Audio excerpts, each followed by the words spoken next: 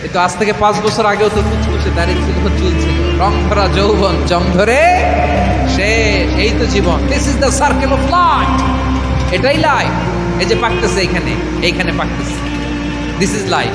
তো মানুষ বুড়ো হতে চায় না। এখন দেখবেন যে অনেক শ্যাম্পু বেরোয়েছে, শ্যাম্পু অ্যান্টি এজিং শ্যাম্পু। কি এজিং? অ্যান্টি এজিং ক্রিম বের হয়েছে, ক্রিম অ্যান্টি এজিং ক্রিম। এটা বলে অ্যাট্রাকশন লাগায়, যেটা মাখলে মানুষ আর বুড়ো হয় না। এই শ্যাম্পু দিলে মানুষ আর বুড়ো হয় না।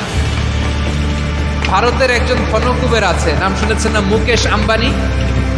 ওনার স্ত্রী নীতা আম্বানি, আমি একটা নিউজে দেখলাম যে তিনি গোল্ড ওয়াটার খেয়েছেন। 1 বোতল গোল্ড ওয়াটারের দাম মোস্ট লাইকলি $60,000 $60,000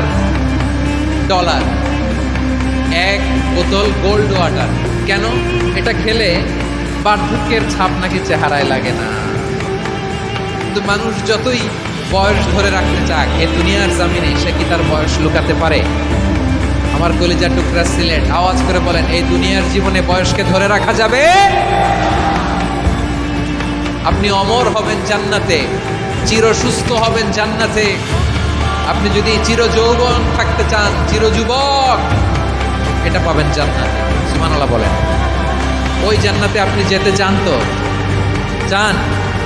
বদরের ময়দানে এই পাশে কোরাইশ, এই পাশে মুসলমানেরা, বিষ্ণু জ্বালানি ভাষণ দিলেন, বললেন কুমু ইলা জান্নাতিন আরদুহাস সামাওয়াতি ওয়াল আরদ উইদ্দাত লিল মুত্তাকিন। আমার সাহাবারা, ওই জান্নাতের দিকে ছোট,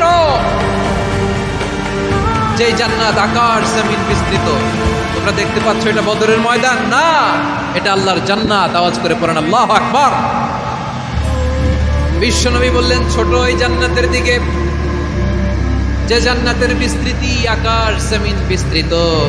বিশ্বনবীর এই কথা শোনার পরে এক আনসারী সাহাবী সাইয়েদনা উমাইর ইবনুল হুমাম রাদিয়াল্লাহু তাআলা খেজুর খাচ্ছিলেন।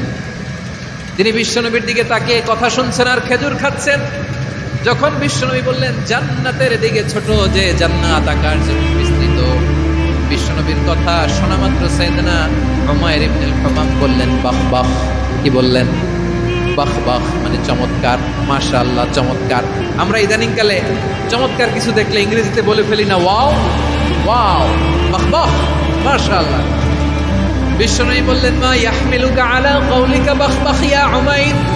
ও উমাইর, আমার এই কথা শুনে তুমি কেন বললা বাহ বাহ, চমৎকার চমৎকার কেন বললা?